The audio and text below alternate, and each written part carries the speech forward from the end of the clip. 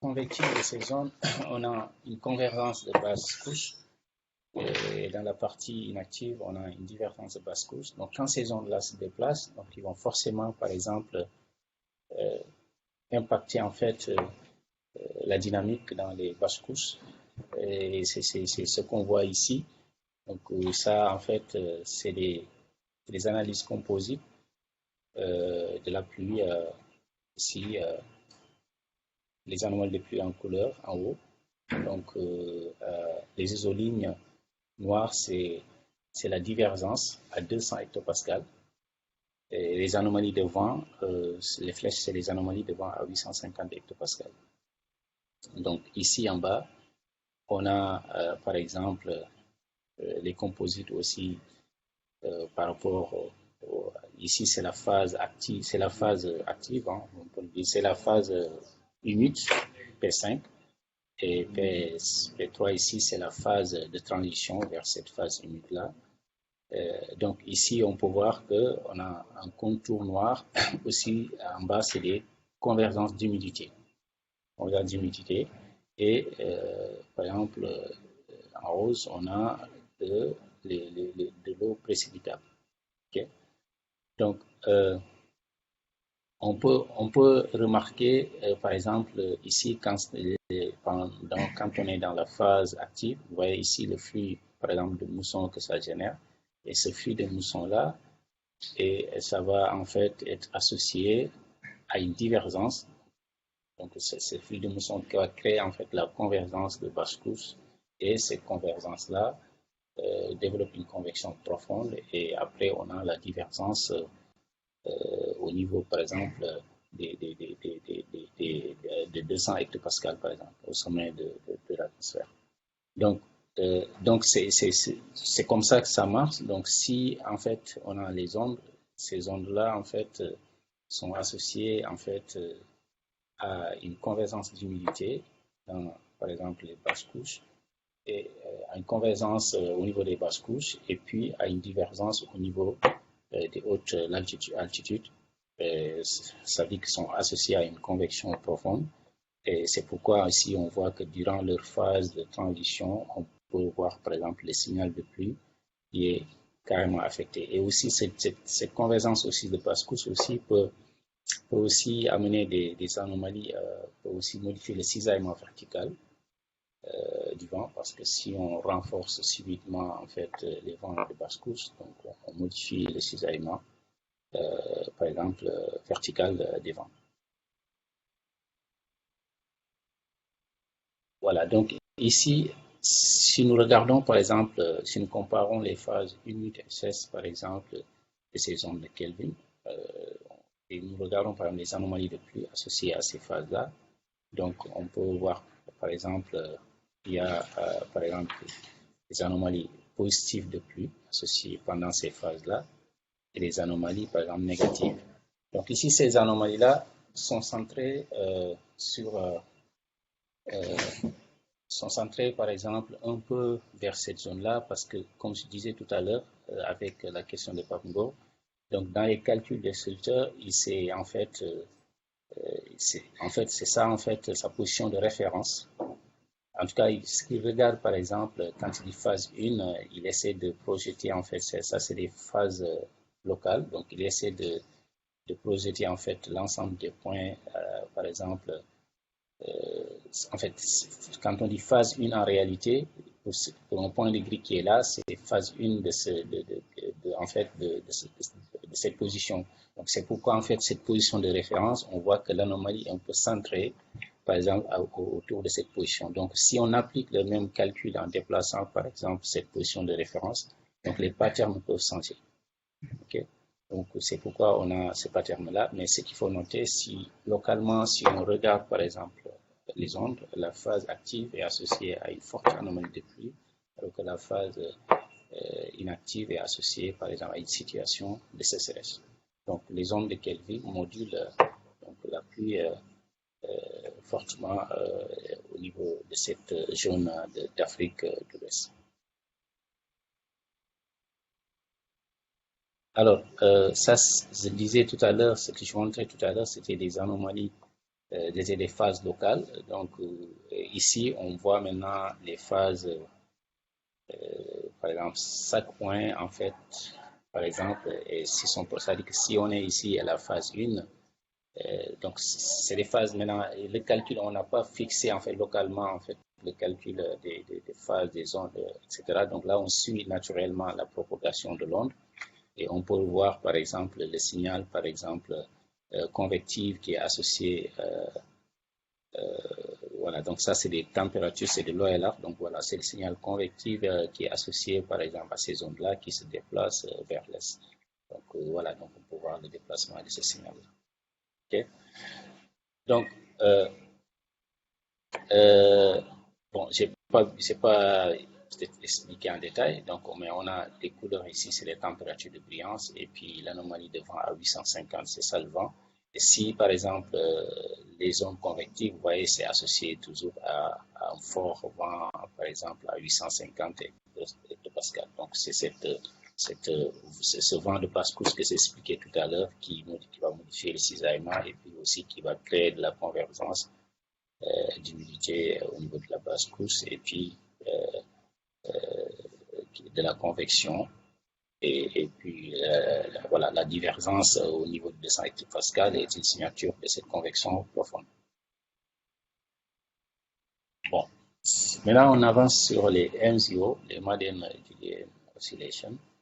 Donc ici, ce sont des, en fait, c'est caractérisé par des zones de dépression, en fait, qui se déplacent vers l'est aussi. La périodicité, ça va par exemple de 20 à 60 jours.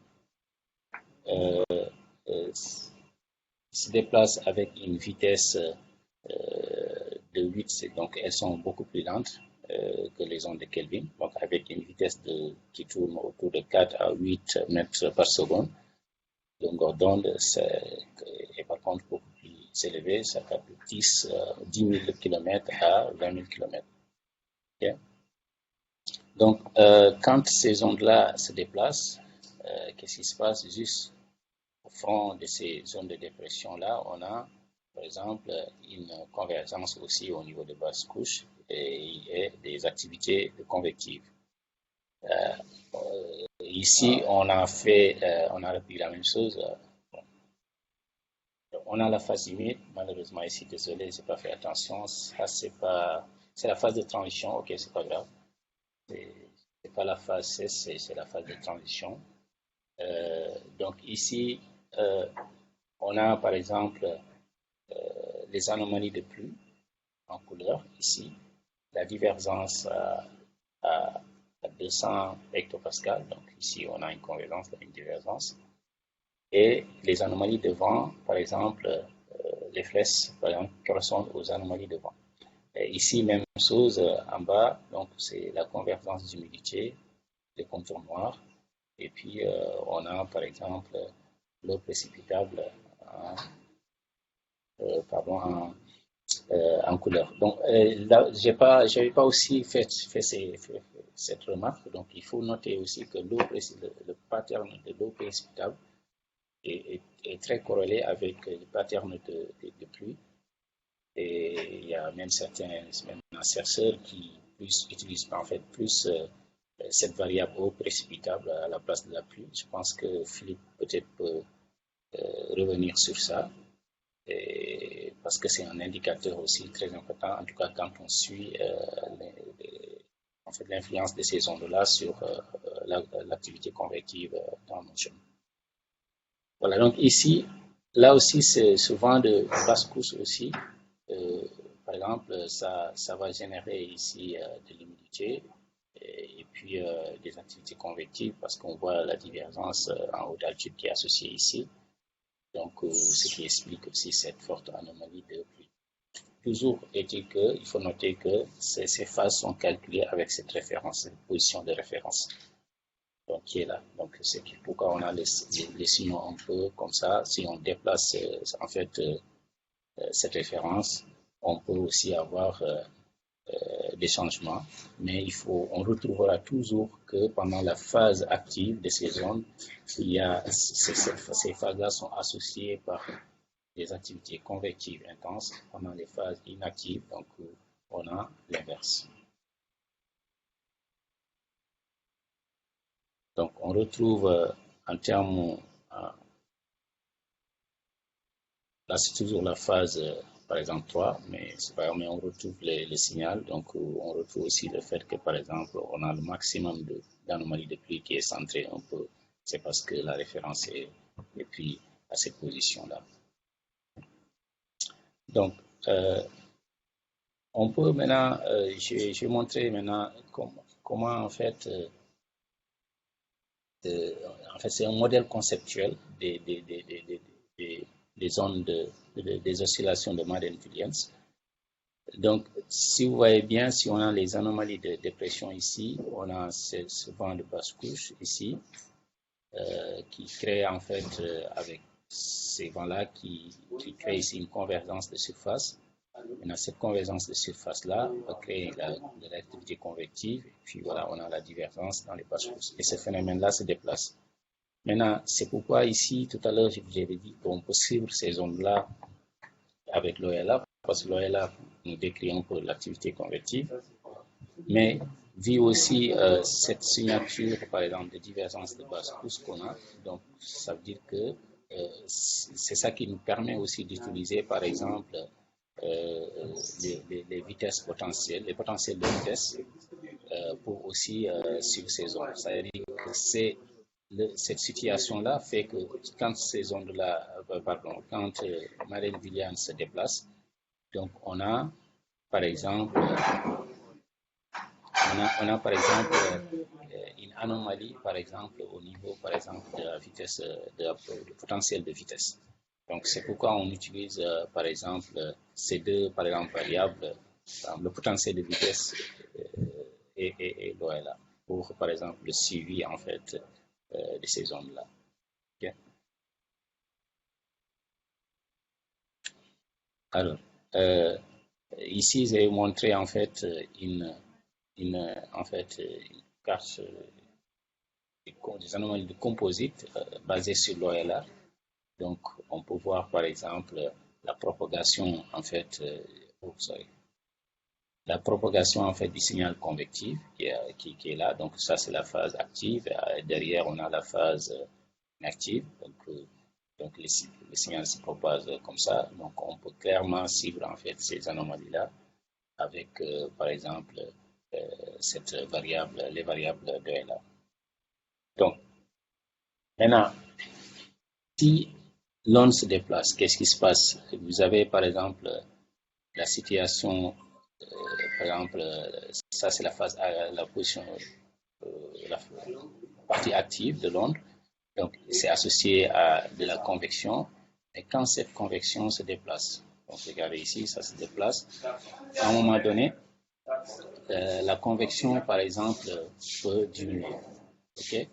Mais regardez ici, la circulation journal associée, par exemple, la convergence qui crée en fait la convergence dans les autres altitudes, par exemple, reste ici, même si on n'a plus de signal convectif. À un moment donné, le signal convectif disparaît. C'est pourquoi aussi le potentiel de vitesse ici est un paramètre beaucoup plus puissant, en tout cas, pour, par exemple, le monitoring de ces zones. Parce qu'ici, à un moment donné, l'onde continue à se par exemple, les oscillations de Madden continuent à se déplacer, mais à un moment donné, on n'a plus de signal convectif. Par exemple, si on est sur les continents.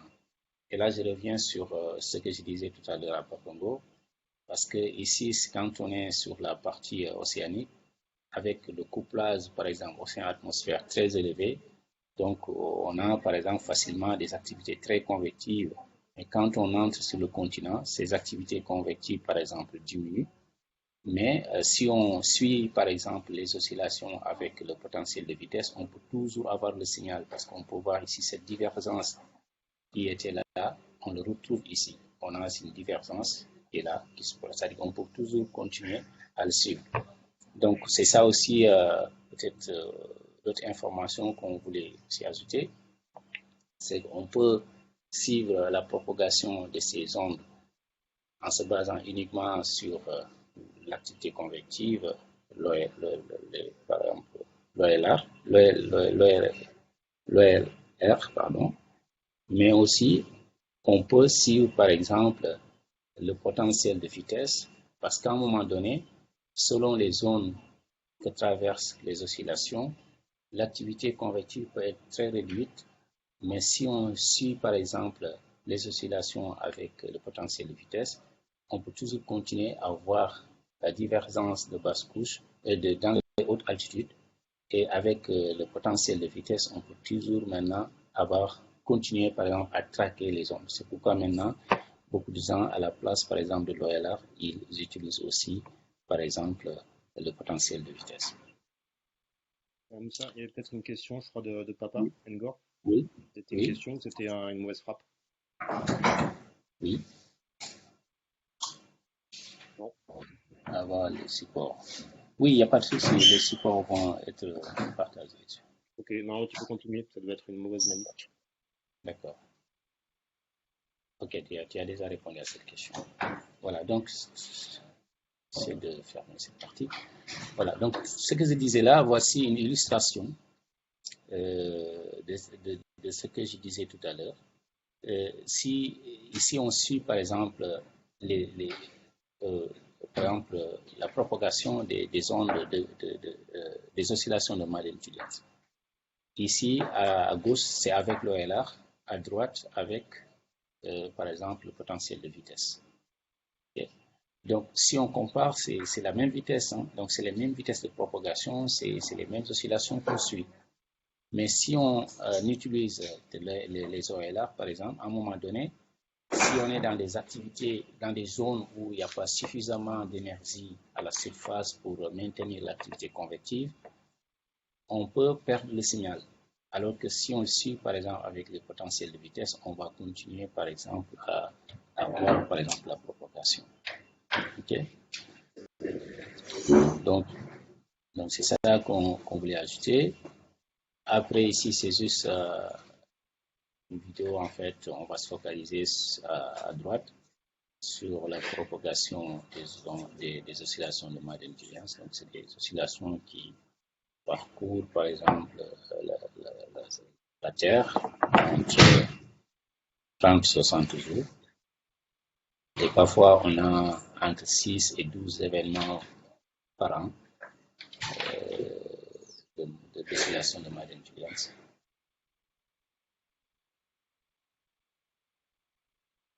Voilà, donc la saisonnalité de ces oscillations Madden-Julian. Ici, je montre une figure de SOSA 2017 qui a montré que ces ondes-là sont plus actives, en tout cas pendant Madden-Julian est plus active par exemple pendant la saison de mars-mai que pendant la saison de juillet-septembre. Mais bon, ça ne contredit pas en fait ce qu'on avait dit tout à l'heure, parce que tout à l'heure on avait vu qu'il y avait une forte activité, en tout cas sur nos zones, pendant la période de plein mousson, alors qu'ici on vient de dire l'inverse. C'est juste qu'ici on se focalise, il s'est focalisé plus sur la partie c'est cette partie-là, l'océan Indien par exemple et l'océan Pacifique. Si on regarde les anomalies, on voit que le signal convectif par exemple est beaucoup plus intense pendant cette période-là que pendant cette période. Okay. Mais si on regarde par exemple la réponse de la pluie, c'est normal que ça peut aussi être des statistiques parce qu'on a plus de pluie, par exemple, pendant la saison de pluie-mousson, c'est normal qu'on a, par exemple, plus de signaux de variance expliquées pendant cette saison. Sur la zone d'Afrique de l'Ouest. Alors, il y a aussi Sosa qui a regardé l'impact de ces ondes-là sur les plus fortes. Il a regardé, ça c'est la période pré-mousson, je crois. Ça c'est juillet-septembre. Ok, il a regardé l'impact de ces zones-là. Désolé, je n'ai pas ajouté la saison. Il a regardé l'impact de ces zones-là sur les plus fortes. En fait, il a utilisé des pourcentiles. Donc, ce n'est pas des seuils fixes, des pourcentiles sur chaque point de grille. Après, il a considéré que quand on a des pluies qui sont supérieures, par exemple, à 90 ou 95% de pluie, c'est des pluies fortes. Donc maintenant, il a essayé de regarder la réponse, par exemple, de ces pluies-là, en fait, par rapport au forçage des MZO. Et ici, on voit, en fait, forte variabilité spatiale entre ces pluies, entre les différentes phases. Et aussi, si nous considérons aussi les phases, il y a aussi une forte variabilité. Et je rappelle que en fait, la réponse, par exemple, de ces pluies fortes ou des plus extrêmes par rapport, par exemple, aux oscillations à ces ondes-là, il y a peu de publications, par exemple. On peut retrouver le case studies de l'AFOR, je crois, ETAL sur le Burkina et d'autres papiers. Mais il y a peu de résultats pour l'instant sur ça. Donc, c'est des questions qui sont de recherche et les gens continuent à documenter. Par exemple, est-ce que ce qui est valable pour une case studies peut être généralisé, etc., etc. En tout cas, lui, il a quand même essayé de voir la climatologie et après, il nous a montré ça. Selon les saisons, les zones qui sont impactées changent, par exemple, on peut le comparer ici. Et aussi, il y a une forte variabilité spatiale sur la réponse de ces pluies fortes-là par rapport à ces zones-là. Mais il faut noter que, en tout cas, ça montre que ces pluies fortes-là peuvent aussi être modulées par exemple, ces zones. Donc, on l'a vu ici. Donc, j'ai oublié de joindre les résultats avec du case studies de Burkina en 2009. Mais ça aussi, ça montre aussi que ces événements extrêmes, ou ces pluies fortes, peuvent aussi être modulés par ces zones et que c'est important de poursuivre en tout cas les investigations sur cette question. Alors, maintenant, je crois que j'ai un peu tiré en longueur. Donc ici, on va juste voir. Oui.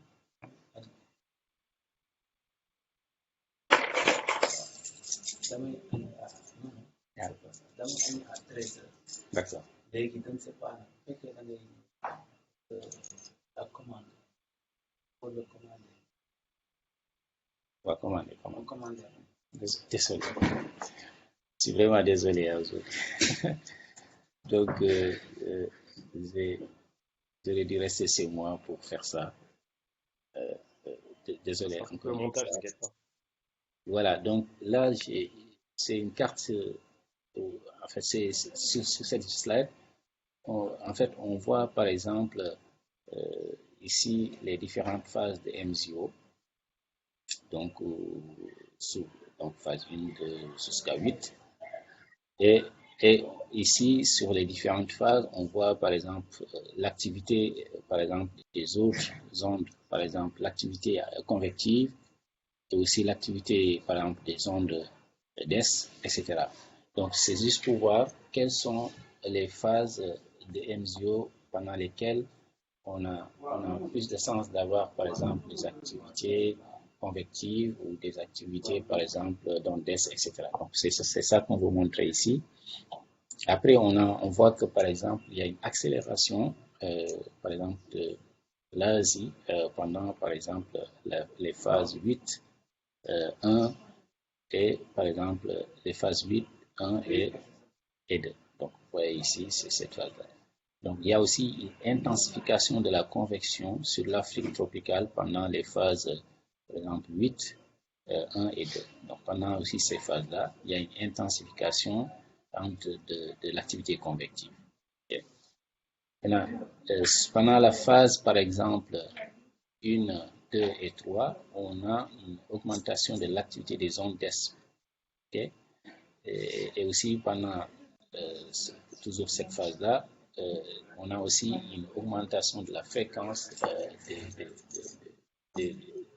par exemple, les activités de cyclogénèse, en tout cas, augmentent.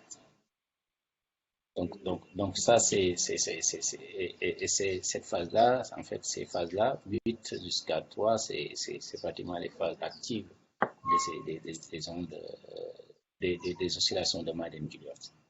Donc, on peut noter que pendant ces phases actives-là, donc, les oscillations peuvent aussi favoriser une accélération de l'ASI, une intensification de la convection, et une augmentation aussi des activités d'ondes et puis aussi la probabilité de déclencher, d'avoir des activités cycloniques au niveau océanique. Voilà, donc ça c'est le dernier slide qui juste montrer, je voulais juste, en fait, ça va peut-être introduire un peu Flip, c'est juste montrer que c'est un challenge aussi il y a un challenge au niveau des modèles de prévision. Donc, on a montré que ces ondes-là sont importantes pour les activités convectives. Alors que, voilà, donc au niveau des modèles, on n'a pas les mêmes performances. C'est-à-dire que si il va falloir prédire, en fait, des événements qui sont très sensibles, qui sont modulés par ces ondes-là, donc il va y avoir une grosse différence entre les modèles qui est peut-être due à leur performance au niveau de reproduction, en fait, de représentation de ces ondes-là. Donc ici, on voit que le modèle SMW, par exemple, présente en tout cas le meilleur score, mais ce qui est à noter, c'est qu'il y a une différence entre les modèles par rapport par exemple, à leur capacité de représenter ces ondes-là, ce qui va sûrement avoir des conséquences sur la prédiction de certains événements. Voilà, donc merci beaucoup. Et ici, pour la référence, je me suis principalement appuyé sur l'handbook de prévisionnisme de la Forêtal, donc le cours de météo tropicale de Philippe et les articles de Salter et de Sosa. Voilà, merci beaucoup encore une fois. Et désolé pour tout ce qui est arrivé. Pas de souci. Merci Moussa. Est-ce qu'il y a des questions brûlantes avant qu'on passe à la partie plus utilisation des produits MISVA pour les ondes de Kelvin et la MJO? Philippe, Oui, j'ai une question, c'est pas Congo. oui. Déjà, merci à Moussa pour cette brillante présentation. Je pense que c'est assez exhaustif et pour de notions, disons, nouvelles nous sont dévoilées, c'est très bien. J'ai juste une question à propos du signal, en fait, du signal de la MJO et de l'onde de Kelvin. Sur ton exposé, j'ai l'impression de comprendre qu'ils ont pratiquement la même signature, c'est-à-dire une anomalie de vent d'ouest en basse couche, notamment à 850, une divergence à 200, puis une anomalie humide, d'eau précipitable ou bien une forte humidité en tout cas. Donc c'est pratiquement les signaux que je vois qui peuvent nous permettre d'identifier la MJO, mais en même temps aussi l'onde de Kelvin, si je comprends bien. Et y aurait-il une différence entre ces deux-là à propos de ces signaux? Oui, la différence principale provient peut-être sur la vitesse de propagation. Donc, si on prend par exemple les MZO, par exemple, la propagation est beaucoup plus lente. Elle tourne autour de 5 mètres par seconde. Alors que pour les Kelvin, on peut aller jusqu'à 15 mètres par seconde. Donc ça, c'est si par exemple c'est des signaux qui se déplacent, ça peut être un élément qui permet par exemple qui va permettre de séparer en fait, d'avoir une idée en tout cas. Mais c'est vrai que ces ondes, ça fait parfois des vagues à ces ondes qui se propagent tous vers l'est. Il y a des gens qui essaient de les séparer. Moi, j'ai vu des papiers, mais il y a toujours des gens qui disent comment vous faites pour les séparer. Et, et parfois, c'est sur la vitesse et la périodicité aussi. C'est un peu lié, en fait, vitesse et périodicité. Moi, en tout cas, personnellement, je pense que c'est ça qui est l'élément, en tout cas, fondamental pour les déterminer, pour les séparer, pardon. Oui, c'est Philippe, là je te rejoins. En gros, faut s'imaginer, donc on va le voir peut-être sur un exemple, ça sera plus parlant sans doute pour tout le monde. Mais une onde de Kelvin qui passe sur l'Afrique de l'Ouest, en gros, elle traverse du Sénégal au Tchad en 3 jours. Faut s'imaginer ça. Cette zone de convergence de basse couche, elle passe en 3 jours. Alors que la MJO, elle va impacter l'Afrique de l'Ouest pendant au moins une semaine. Donc c'est vraiment pas du tout les mêmes échelles de temps. Et je dirais peut-être pour compléter que la MJO, elle a quand même une structure plus riche et plus complexe que l'onde de Kelvin. L'onde de Kelvin, elle est uniquement marquée en vent zonal, avec de la convergence zonale. Pas de tourbillon normalement, pas de vent méridien. Alors que la MJO, justement, elle crée du tourbillon à l'arrière de sa zone active en convection. Donc c'est aussi une manière de la différencier. Par contre, là où tu as raison, c'est vrai que c'est des ondes qui sont très marquées en convergence-divergence et qui vont moduler la convection sans doute un petit peu de la même manière. Merci. Merci à Moussa et à Philippe pour les éclaircissements. C'est noté. Merci beaucoup. Ok. S'il n'y a pas de questions, peut-être je propose de passer à des exemples concrets justement pour illustrer toutes ces notions. Alors, attends, je vais juste couper l'enregistrement 2 secondes. Hop.